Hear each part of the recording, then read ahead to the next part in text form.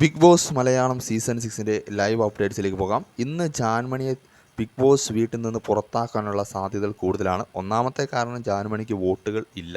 അതിൻ്റെ അടിസ്ഥാനത്തിൽ പുറത്താവാനുള്ള ചാൻസ് വളരെയധികമാണ്. രണ്ടാമത്തത്, ശാപവാക്കുകൾ പറയരുത് എന്ന് കഴിഞ്ഞ ആഴ്ച ലാലേട്ടൻ പറഞ്ഞു പോയിട്ടുള്ളൂ. പക്ഷേ ഈ ആഴ്ചയും ജാൻമണി അത് തുടർന്നു.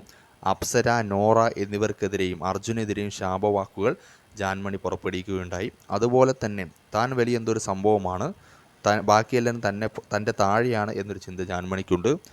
സായി വന്ന ദിവസം മുഖത്ത് ചായം പുരട്ടാൻ ബാക്കി എല്ലാവരും നിന്ന് കൊടുത്തപ്പോൾ ജാൻമണി പറഞ്ഞത് എൻ്റെ മുഖത്ത് ചായം പുരട്ടിയാൽ ഞാൻ ഇവിടുന്ന് ക്വിറ്റ് ചെയ്യുമെന്നാണ്.